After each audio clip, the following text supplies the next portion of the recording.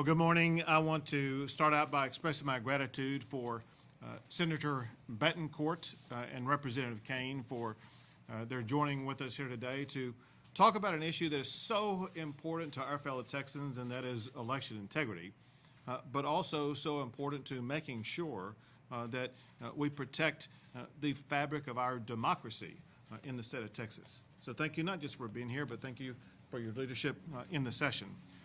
You know, there's really one thing that all of us can and should agree upon, and that is we must have trust and confidence in our elections. And that's not just me saying that. That is the United States Supreme Court that says that in opinions that is issued on voter fraud-based cases. The United States Supreme Court has been emphatic that we must have trust and confidence in elections, and one way to do that is to make sure that we reduce the potential for voter fraud in our elections. But the fact is, election fraud does occur. I know that in part because of my time as Attorney General in Texas, when I did make arrests and engage in prosecutions of people across the state for election fraud. The current Attorney General similarly has made arrests and prosecutions for voter fraud. But this isn't something that's partisan in nature, because even President Barack Obama engaged in prosecuting voter fraud in the state of Texas. When Barack Obama was president, he used his U.S. Attorney for the Southern District in Texas, as well as the FBI, to prosecute a voter fraud scheme in South Texas where cocaine was being used to pay voter harvesters. And so it doesn't matter what party you're in, it doesn't matter your party affiliation. What matters is our collective effort to agree and then to achieve the goal of ensuring that we promote integrity in the election process, and that achieves our goal of instilling trust and confidence in elections. So the bottom line is this: election fraud is unacceptable, and that's exactly why I made it an emergency item this session. And know this, because the fact is most people don't know what I'm about to tell you, and that is election fraud is far more than just a legislative concept or a goal to be achieved. In the state of Texas, it's a constitutional obligation. Texas Constitution, Article 6, Section 4 says this: in all elections by the people, the legislature shall make such regulations as may be necessary to detect and to punish fraud and preserve the purity of the ballot box. That is the mandate to these legislators, and that's exactly what they are seeking to achieve. Our objective is very simple, and that is to ensure that every eligible voter gets to vote. It's also to ensure that only eligible votes are the ones that count at the ballot box.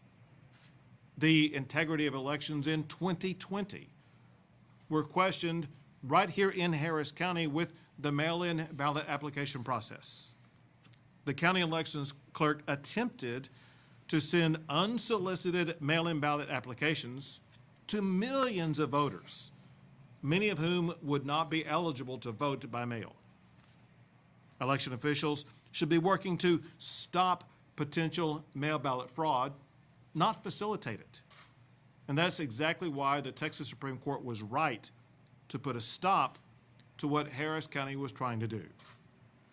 Also in Harris County, election officials created drive-through voting, which is not authorized by law. Texas law does allow curbside voting as an option only for certain voters, such as voters unable to enter a polling place without personal assistance. But election officials in Harris County set up drive-through polling places for any voter, including those who do not qualify for curbside voting. Whether it's the unauthorized expansion of mail-in ballots or the unauthorized expansion of drive-through voting, we must pass laws to prevent election officials from jeopardizing the election process. We also must ensure transparency in the polls, which is why Texas does allow poll watchers from each party to participate in the voting and the tallying process. Poll watchers are critical to election integrity. But this last election, we saw poll watchers being denied the ability to do their job. This session, we must pass laws to make sure that poll watchers in Texas are not going to be obstructed from observing the ballot counting process. So once again, I do want to express my gratitude, but probably speaking for all Texans, the gratitude of everybody in the state of Texas, to Senator Bettencourt as well as Representative Cain for their efforts to step up and to provide robust legislation that they are working with the legislature as we speak to get through the Capitol and to get to my desk so I can sign it.